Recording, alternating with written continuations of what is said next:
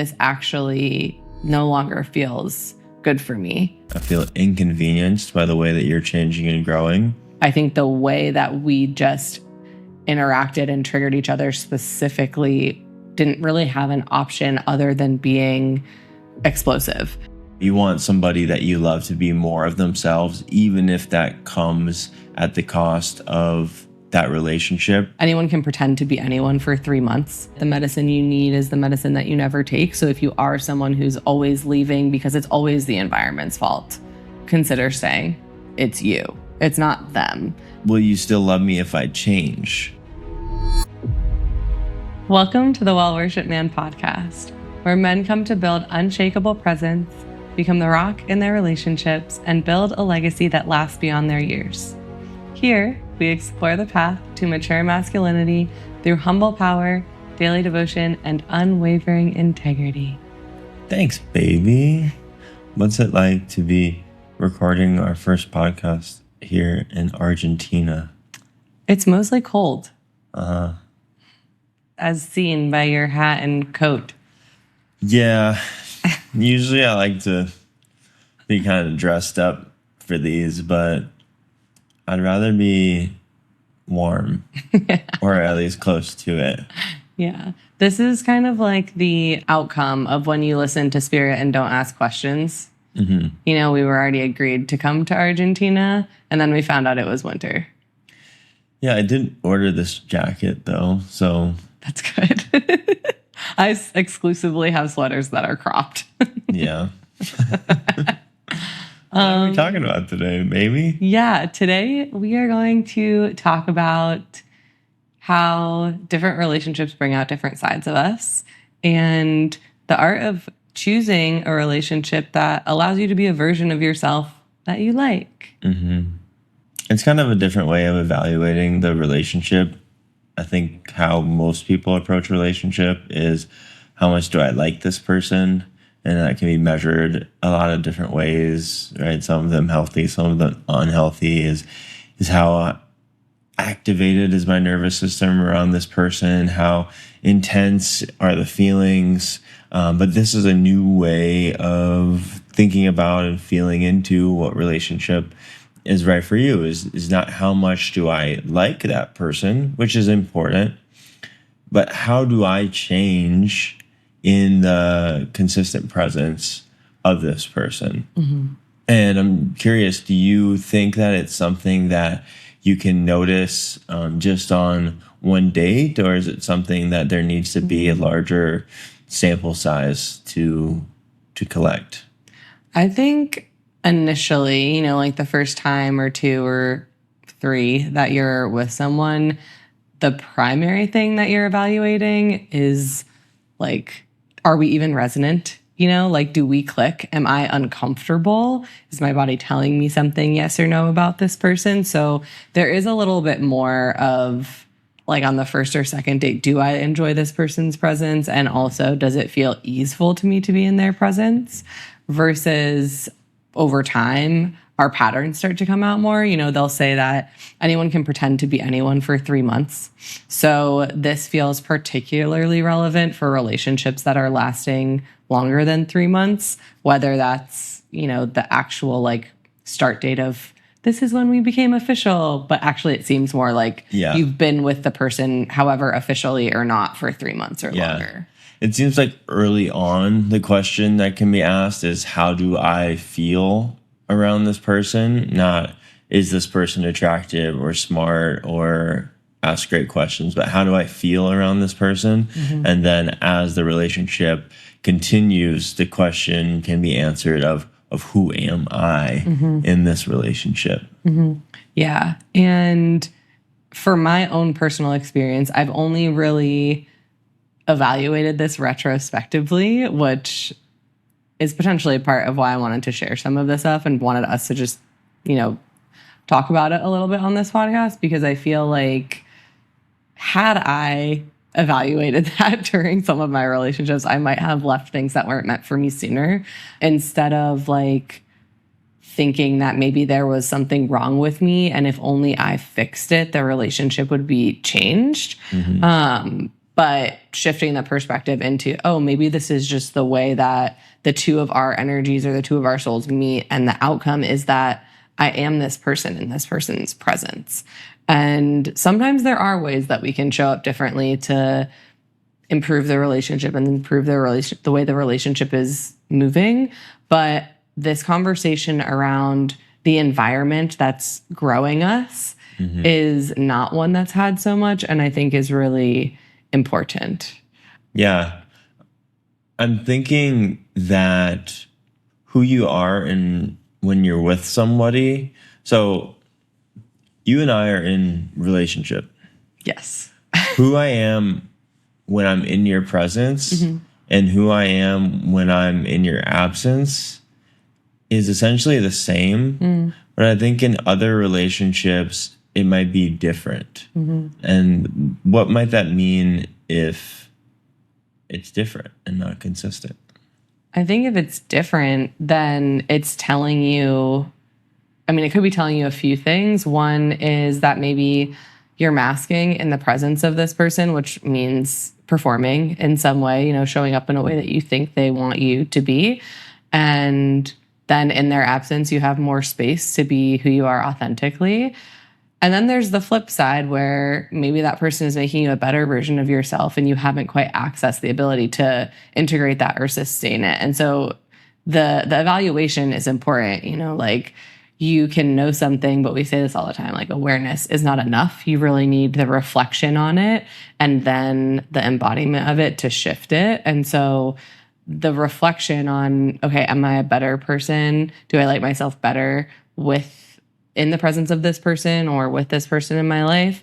Or do I actually feel more like myself when they leave?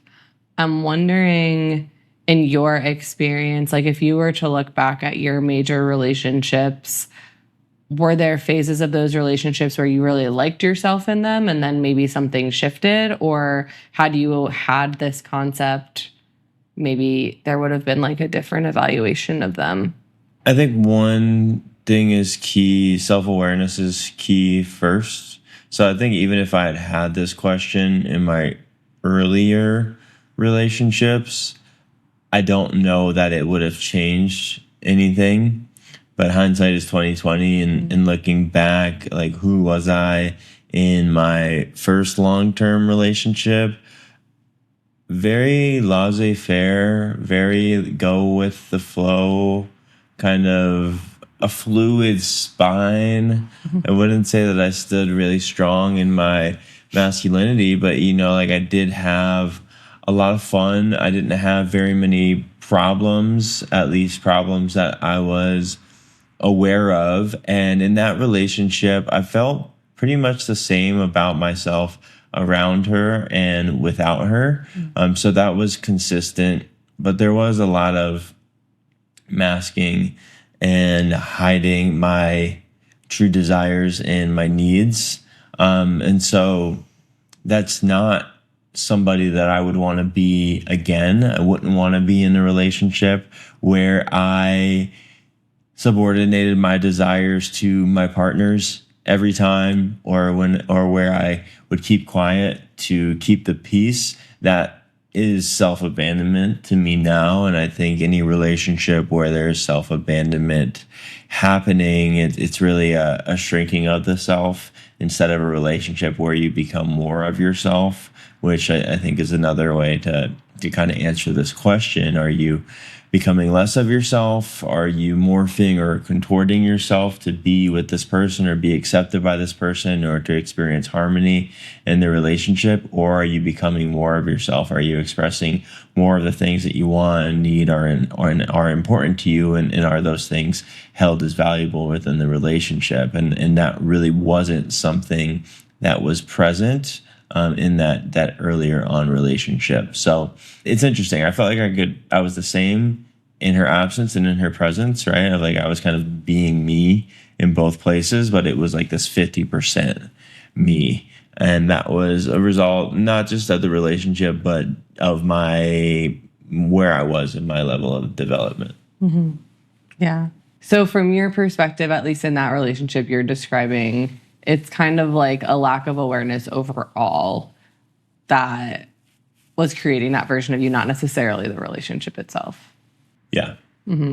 Yeah. A lack of self-awareness, a lack of skill, a lack of knowledge of how to be in relationship and communicate.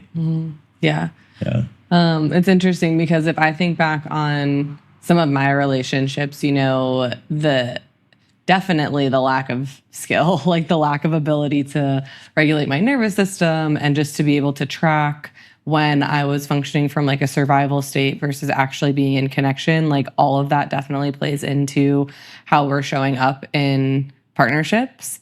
But I do really feel that there's a way that two different beings create this like third consciousness or the environment of the relationship itself. Whereas like I've gone from one relationship to the next, seemingly, you know, not having different skills. You know, our skill set kind of grows consistently-ish over time.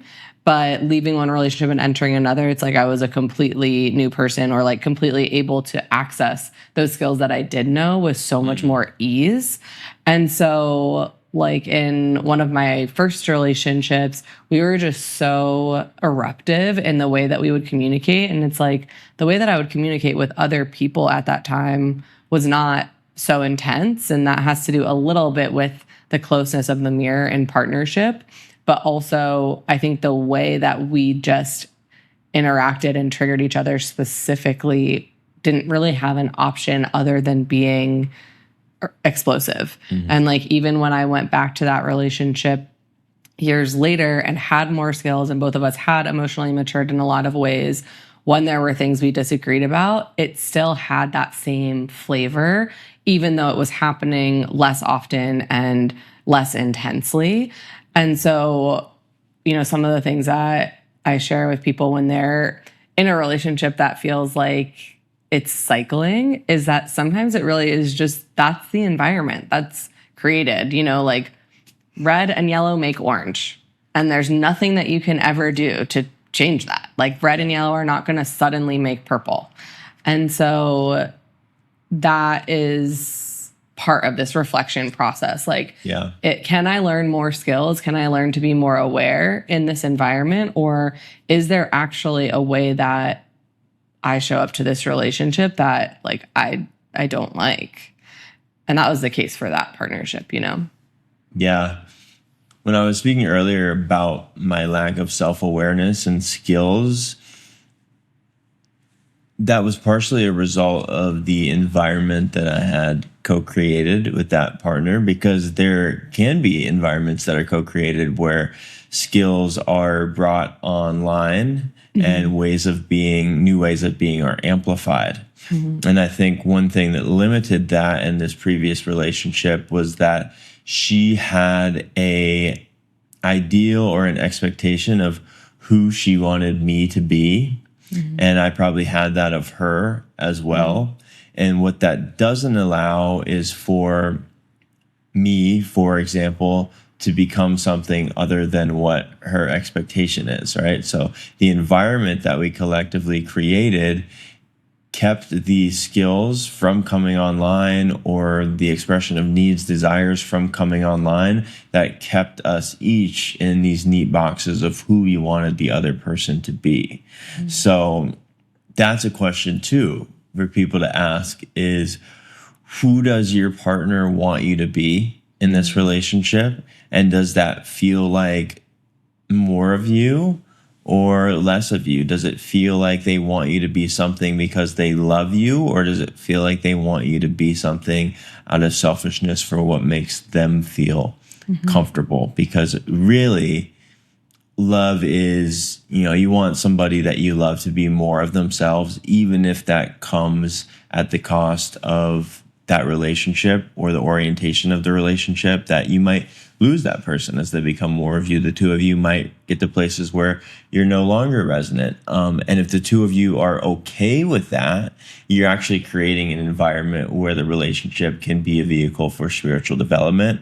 If you're not, you're casting these ceilings for each other that become impossible to surpass. And so while you might stay in the relationship, the growth will stall and the relationship will start to ache. Yeah, that's interesting. Like, who does my partner see me as, or who does my partner want me to be? Because I'm thinking about conversations that one of my former partners and I used to have, where he was like convinced that I wanted to be with someone else who was ironically working a similar job as me, which now I am, so part of me wonders if that was just like his intuition that I was meant to be. But in that process, like a lot of his internal dialogue was that he just needed to be this version of himself in order for our relationship to function well, when really like that wasn't ever what I was asking.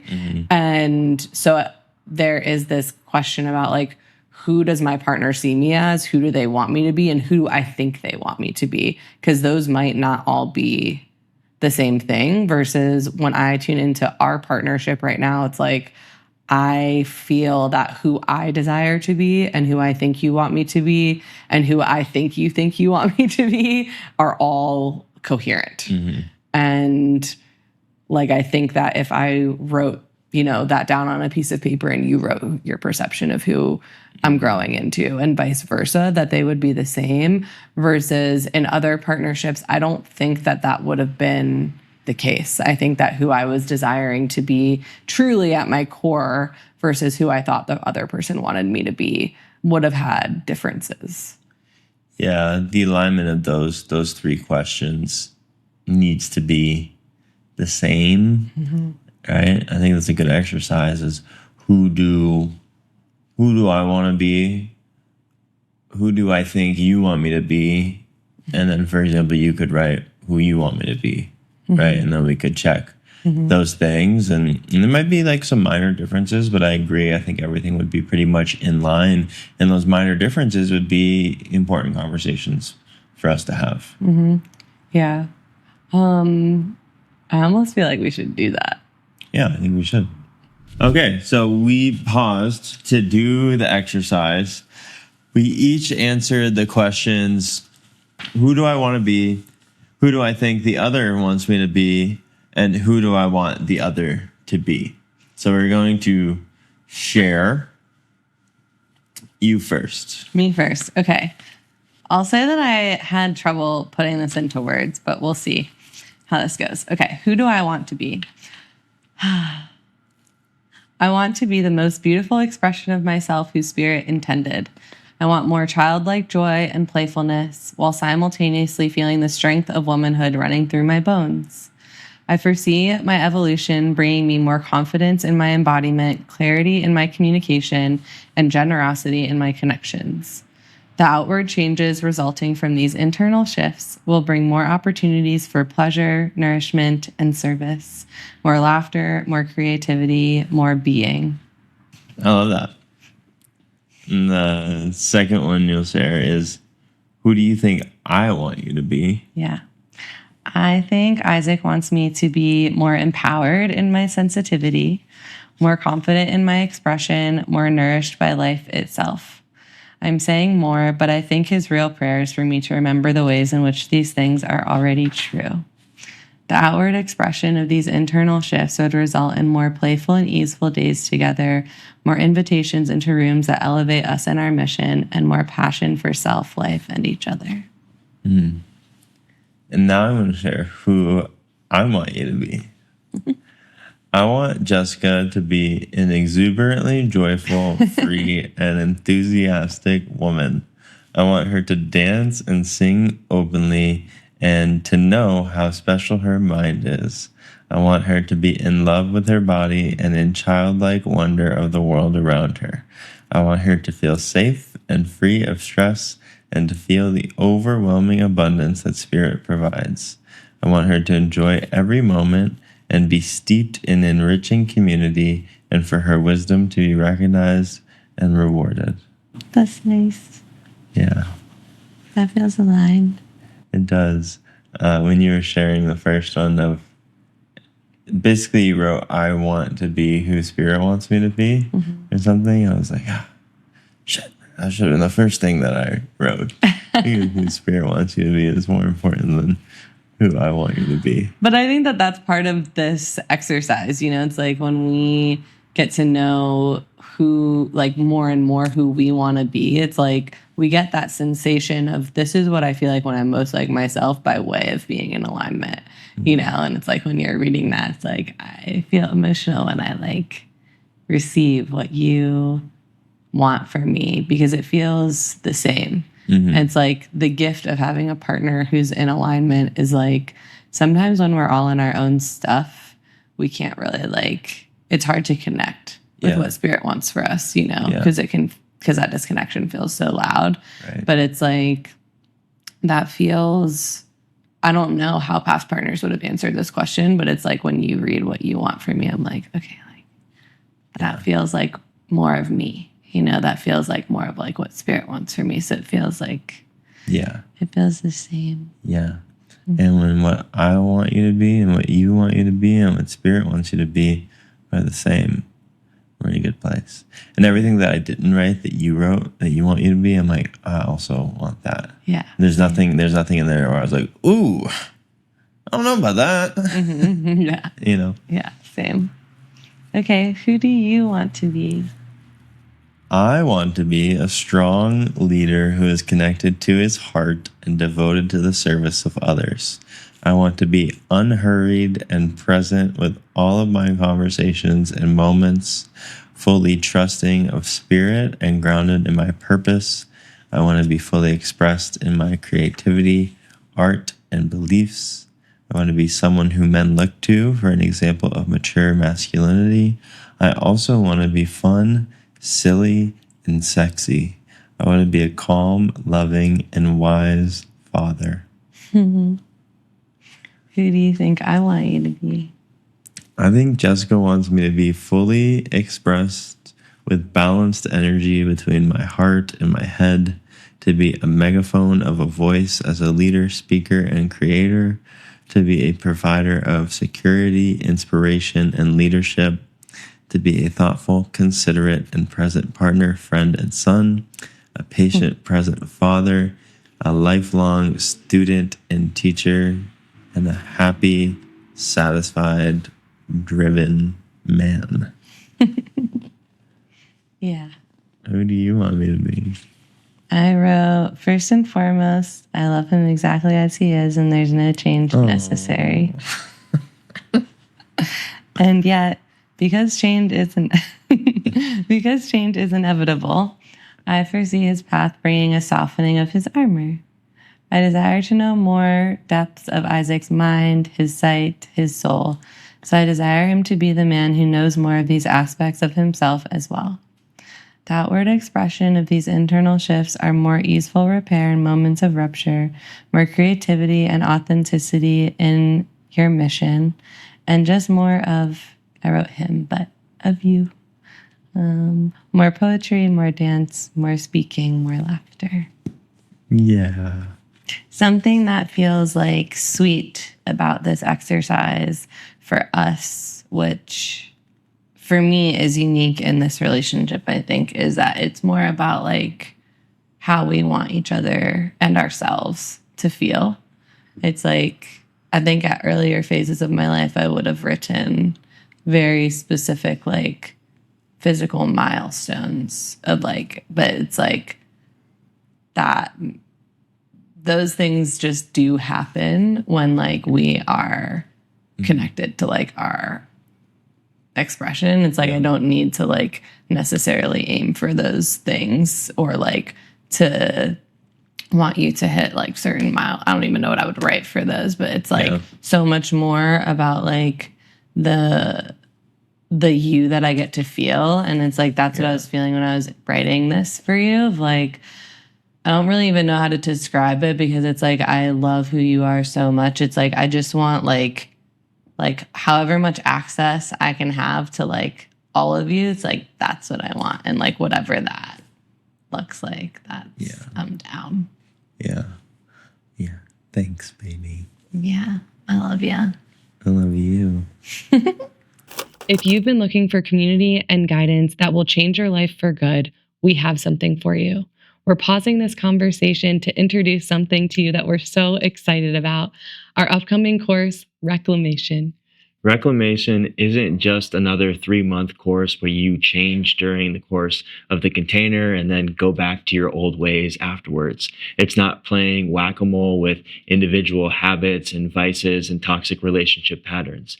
It is the solution to finding the root of it all so that you can wipe all of it off the table. And it's without white knuckling or discipline or willpower.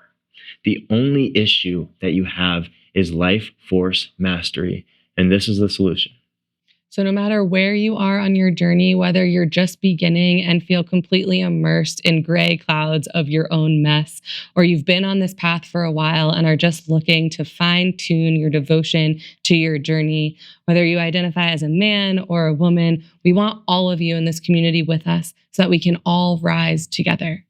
To learn more and register, click the link in the description, and we'll see you when we start. So if someone starts evaluating who they are in a relationship and decides like, actually, I don't really like this version of myself, then how do they discern like, okay, I don't like this version of myself because I'm not showing up optimally or because it's an environmental problem? Yeah, I mean, I think that they should take responsibility for it personally first and try to course correct. Have a conversation with their partner about the course correction that they're making. And if that conversation goes poorly and they're not in support of that, then it's an environmental problem. When we were talking about this on the podcast, I was mentioning like people do the same thing, not just in partnership, but like with jobs and with other environments. And there is this balance where it's like, I can't just blame everything I'm experiencing in life on my partner or on the job that I have or on my family. You know, there is this like responsibility that needs to be taken of, okay, well, I'm choosing to be with this partner. I'm choosing to work this job. And so if I want to make the decision to work this job or be around my family or be with this partner or whatever it is, then the question instead becomes, okay, how do I show up as a better version of myself in these environments? Versus if you actually feel like the environment isn't meant for you, then the responsibility becomes removing yourself from it. Yeah, there's the John Kabat-Zinn quote, wherever you go, there you are, right? There's people that compulsively move to try to get away from their problems, and their problems show up in different ways in a new place. So it is important that people try to make that change themselves first. Sometimes it is, you just need to get your act together. Maybe you've been in the relationship long enough that you become complacent and you really do just need to pick things back up. And it's a question that I'll ask myself or ask clients is, you know, someone wants to be happier, right? Or they want to experience more safety. It's like, okay, if nothing else changed, if nothing external changed in your life, do you think that you could experience more happiness or more peace? And usually the answer is yes. There's some internal shifts that need to happen. There's some practices that can be leaned into. And sometimes the environment is handicapping. The environment is prohibitive. And you don't really know that. You can't know that for sure unless you make the individual effort to change into that version of you that you want to be. And then if the environment is actually what you're bumping up against, it's not letting you, right? Your partner is negatively reinforcing old versions of you. I wish you were this. I wish you were that. This new version of you, it doesn't really sit with me well, right? Then it is an environmental issue. That feels like a really good guideline of like, okay, being the version of you that you want to be, you know, like doing that internal reflection of how do I show up to XYZ and feel more like myself and feel more joy and feel more happiness and feel more authenticity, and then seeing how the environment accepts or doesn't. Because it is true that a lot of the lack of adjustment that occurs in life is because of the internal stories that we have. You know, like, oh, I'm not gonna go to the gym because it's cold outside, or because I don't feel like it, or because I'm sad, or blah, blah, blah. Or I'm not going to speak to this person in community because what will they think of me? And it's like, okay, but if you actually do the thing, that you're desiring to do, whether it's like create more, or be kind to people, or be more outgoing, or take more time to yourself, whatever it is that you're feeling like you need, and you start feeling more like yourself, but then you're just being criticized for it, that is definitely a sign that the environment is not serving your, return to self. I'm thinking too, like, we often say that the medicine you need is the medicine that you never take. So if you are someone who's always leaving because it's always the environment's fault, consider staying. Consider an internal shift before the external shift. Or if you are someone who's been in the same partnership, in the same community, in the same city, in the same job for so long, consider changing.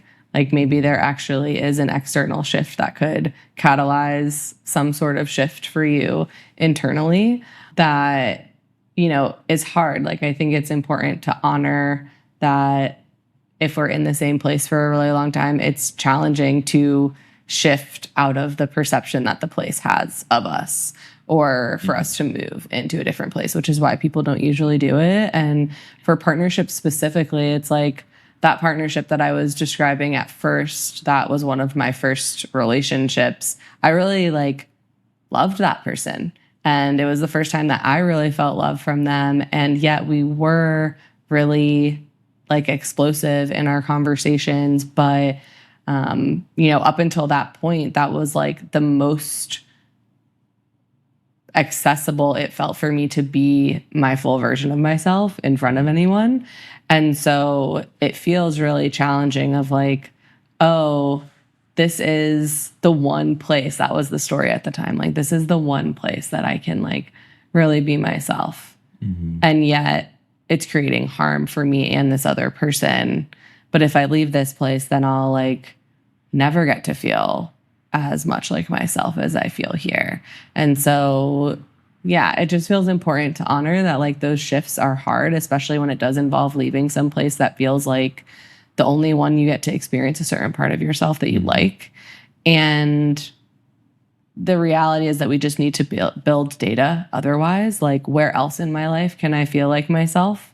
And where else in my life can I create, space for me to show up authentically and in whatever parts that are feeling like they're exclusive to that person? Because the truth is, if you're experiencing an emotion or a part of yourself in the presence of anything, it's you. It's not them. But there are certain environments and certain people that bring out certain parts of ourselves that maybe we didn't know existed, or we forgot existed, or whatever, that we can really like. And then when we lose that person or that job or whatever, it can feel like that part of us is also at risk of loss, which I think is what makes, the idea of leaving an environment that isn't supporting us so scary. But if it's a part of you, then it's a part of you, and you can access it anywhere else. Yeah. The first question you stated in that relationship, is it okay to be myself here? And you said yes. And when I look at my relationship history, in the first one, it was mostly, but not completely okay to be myself. And then in the next relationship, it was clear that it was okay to be myself. And I think the bigger question, once that one is answered, is, will you still love me if I change? That's one of the biggest mistakes that couples make, is they get this fixed version of who the other person is and how they present in the relationship. And then when they inevitably change, because that's the flavor of life, is personal growth, it's kind of disconcerting for them, or disorienting. And I think that's natural, but the response to the disorientation can be, oh, no, I don't like this. Or it can be get yourself oriented to this new version of this person.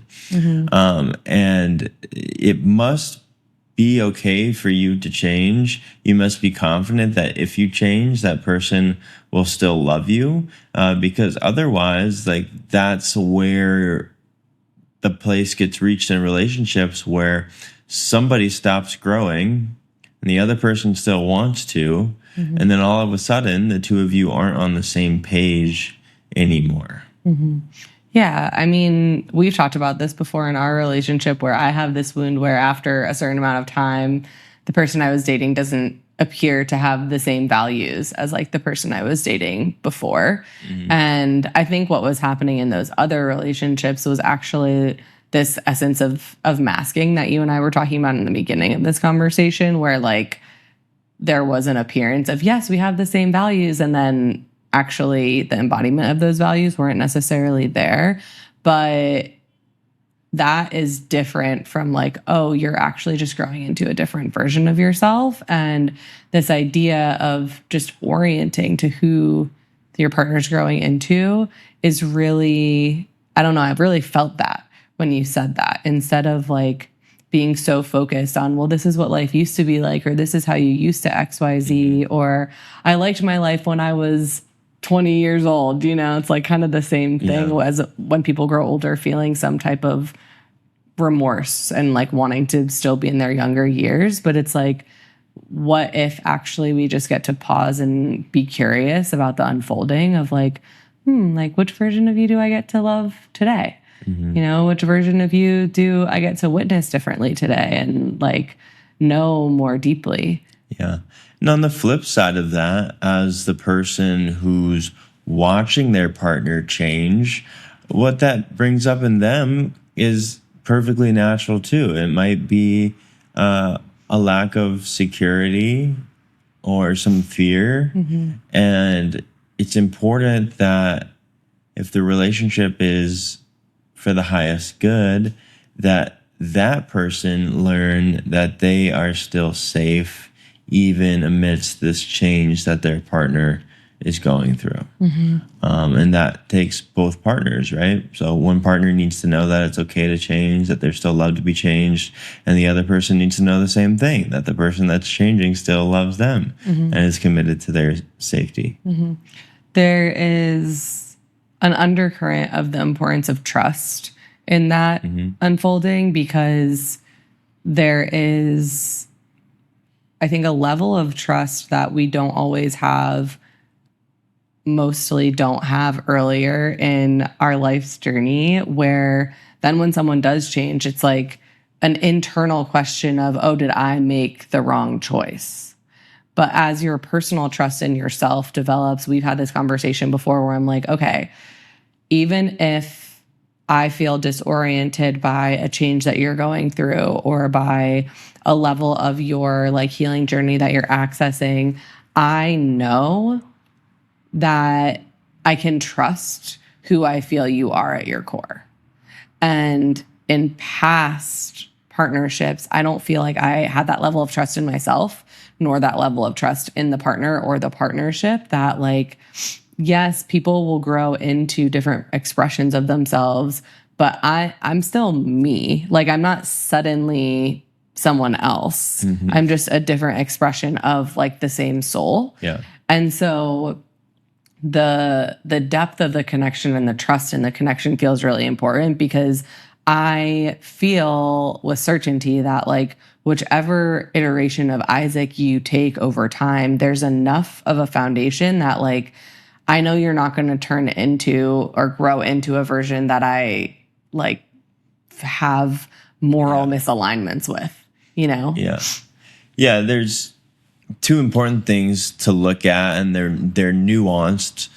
The first is this person just changing? Are they developing new interests? Are they flexing new personalities? That's healthy. The second is, are they acting like themselves? When somebody's not acting like themselves, and when I say acting like themselves, I mean their core being. Are they not acting like themselves? When you're not acting like yourself, I know there's something wrong. When you're just acting a little different because you have a new interest or a new hat that you want to try on, that's not a problem. So knowing your partner, trusting that you know your partner at their core, is really important so that you can discern when they need support in returning to center and when they need support in anchoring in a new change that they're bringing into their lives. Because one is like something's not right and they need some center, they need some ground. And the other is they're just like trying something new on. They're like dipping their toes into something else, and they may need like a little nudge, a little gentle push in the back in that direction. And being able to discern both is key. And as I'm talking, in an unhealthy relationship, it can be a way to manipulate the other, a way to keep them the way that you want them, to say, oh no, like you're not acting like yourself. And I need to get you back to center. But that's not actually what's happening. It's the selfish desire. Well, that's why like your own connection to who you are is so important. So that if someone says like, you're not acting like yourself or you're XYZ. We had this conversation in our podcast with Josh where it's like, if you know that you're putting intention into everything and that you're approaching everything with love, and then someone else says you're not, you can take that and deflect it and say like, that's not true. We can have a conversation about why maybe for you it's appearing that that's not the case, but otherwise, like, I know for sure that this actually is my center. And so, this comes back to sometimes what we say about like being the resonance of the partnership you want, because it's not about like being worthy of love, but the better you know yourself, the more stable your partnership is going to be. And it's because of stuff like that, where it's like, okay, if I know that this general somatic feeling is what I feel like when I feel most like myself, then I can continuously follow that in partnerships and community, in, new hobbies and whatever. But the reason that we change and like, dip our toe into these new ponds is because we're following ideally that sensation of like, this is helping me feel even more like myself, even more like myself, even more like myself. So that if someone in the relationship is saying, no, you're not being, I know who you are and you don't, you can say that you're a miss because I know what it feels like when I'm myself and this is it. And then that same thing that you were saying is like you bumping up against the environment that like actually just doesn't have the space for you to be who you are at your core. But you must know at least what it feels like when you get glimpses of, who you feel like when you feel most like yourself. Otherwise, if you like aren't familiar with that glimpse, then it's going to be easy for people to convince you otherwise. And the reason they try to convince you otherwise is for their own convenience, their own feeling of familiarity or comfort. So you also need a partner that can be okay when your change inconveniences them or is unfamiliar to them or is uncomfortable, right? And there's boundaries to all of these things, right? It's not that they feel so inconvenient that now it feels so inconvenient that their sense of safety has disappeared. But it's like, if you are like, I'm not going to eat dairy anymore. I'm like, but I want to cook our eggs in butter. Like, no, you do eat butter. This isn't, you're not being yourself. Yeah. You eat butter. Like, that would be like a really silly example of like how your change is inconveniencing me. And so I'm trying to keep you the same or keep you eating butter. It's like, and then the other extreme of that is like, I just want to like date other people, this is just like who I am. And this is not happening here, but this is just like who I am. And I'm like, no, like that's not okay with me. Yeah. We've talked a lot about this and like that doesn't feel authentic to you. And if it is, then this relationship is no longer authentic to me. So there's a lot of nuance to it and a lot of ways that people need to be discerning. Yeah, that last example you gave, I have had experiences like that in a past relationship. And it's like, had we had the reflections of like, do I like who I'm being in this partnership? The other aspect is not only do I like the person that I'm being in this partnership, but do I respect the person that I'm being in this partnership? And do I respect the other person and do they respect me? But it's really like if we're talking about this practice of not only the how do I feel about you sitting across from me, but how do I feel about the me sitting in this chair? It's like if we can evaluate like, do I respect, do I trust, and do I like the person I am in this partnership? It gives a lot of information about if the environment is actually supporting your full expression. And, like you said, then the next step is, okay, well, can I be someone I trust, respect, and like in this relationship? And what happens when I try? And that's what you're sharing in that example is like, okay, well, if I try that, then ideally it's the other person's responsibility to say, this actually no longer feels good for me. And that's what would happen in the ideal relationship. But in many relationships, what happens is they try to shut down your expression. And either one of those is going to show you that like the partnership isn't aligned anymore. But what's scary and why people don't just say, hey, like that's good for you, but it's not good for me, so that's it, is because of the love that is there, and it's scary to lose something. I mean, to your point, like, yeah, the other person's presence isn't the only thing that's creating safety, but partnership does create a lot of safety. Totally. And so to lose that level of safety, that level of validation, that level of intimacy as a result of you showing up more like yourself, or as a result of you saying, okay, the way that you're showing up and that is feeling authentic to you is no longer feeling aligned to me, is scary. Yeah, 100%. And one of the words I used earlier is feeling inconvenienced. I feel inconvenienced by the way that you're changing and growing. That's probably okay. But if I feel disrespected by the way that you're changing and growing, that's a tougher one. Like, that's probably a harder boundary. So I think as we look at the spectrum of ways that one person can feel as their partner is changing, that disrespect starts to get to that, that red area, right? And inconvenience is kind of like in the green, yellow area.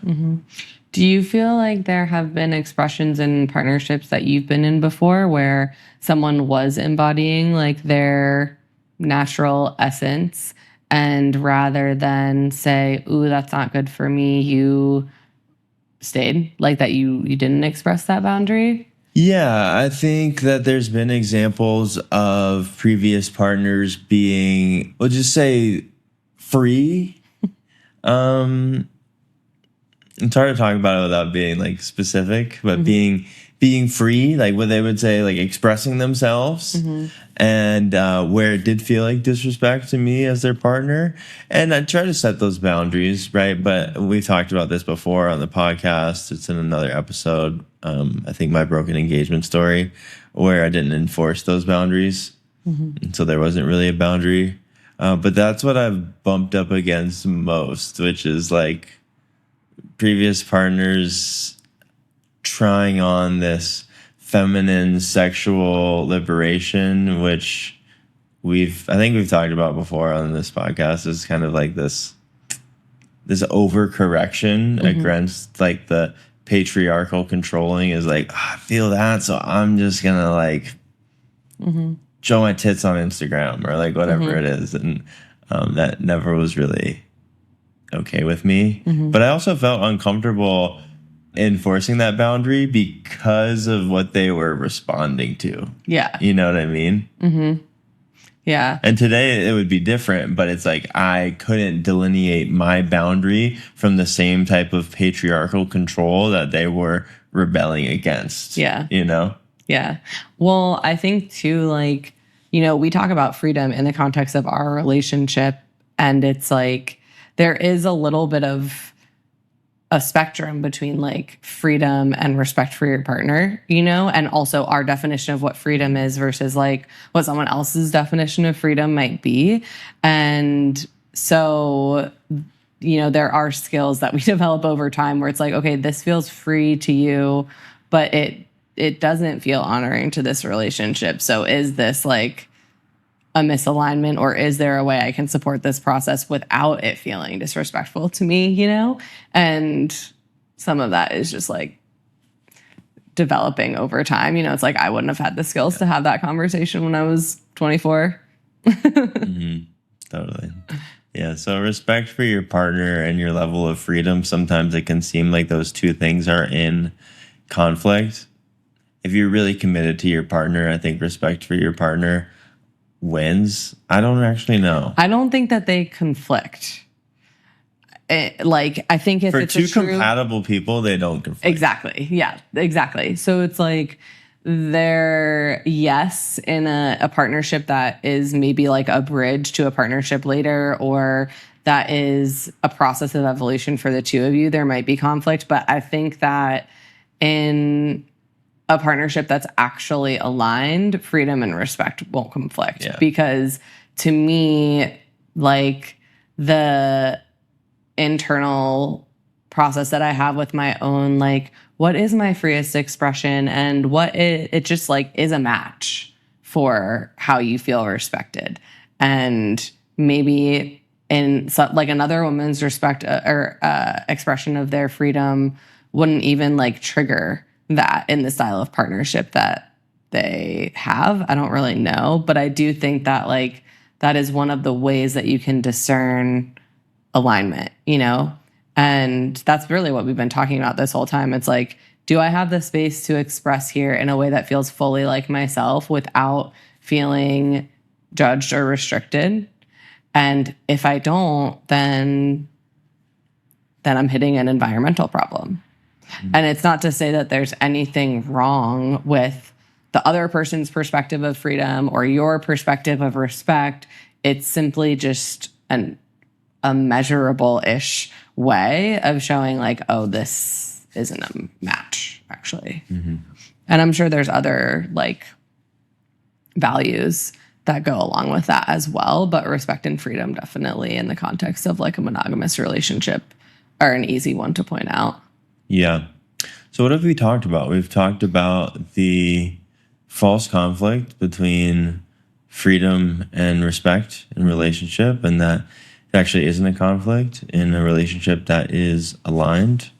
We've talked about the way that, you know, the internal reflection of, do I like who I am here, is a way to guide yourself into or away from certain partnerships and other expressions of life, but partnerships specifically. Yeah. And just refocusing, not that you shouldn't take into account how you feel about your partner, but that you also want to take into account like how you feel about yourself in that context. Yeah.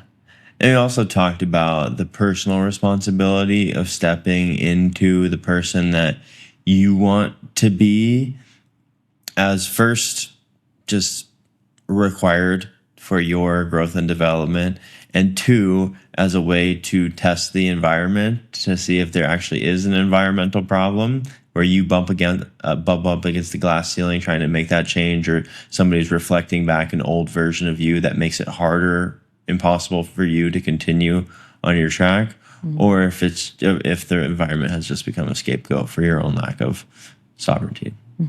So for homework, for those of you that are in a relationship, and we can also tailor this to those of you who aren't too. So for both of those sorts of people, writing down who you want to become, who you want to grow into, the qualities that you want to amplify, and also the things that you want to let go of. So writing that down. And then writing down who you think your partner wants you to be. Or if you're not in a relationship, who you think your best friend wants you to be, or your parent, or another close relationship that you're devoted to improving. And then have them write who they want you to be, and then compare the three. And for anything that is identical or similar, celebrate it. And for anything that's different, you know, maybe they want you to be something that you didn't notice, that you're like, oh, actually, that sounds good. Like I'm on board with that, right? And that's a really special moment. Or if they want you to be something that you don't really want to be, that's an important thing to communicate. in a healthy relationship that, okay, I didn't even realize you didn't want that for yourself. Okay, it doesn't matter to me. What matters to me is that you are more of you. So answering those two things yourself, having your person that you're in relationship with answer the other one, and then comparing and having a conversation around it can be really constructive. Yeah. All right. Make sure to leave us a rating on your podcast platform, subscribe on YouTube, and we'll see you on the next one. Peace.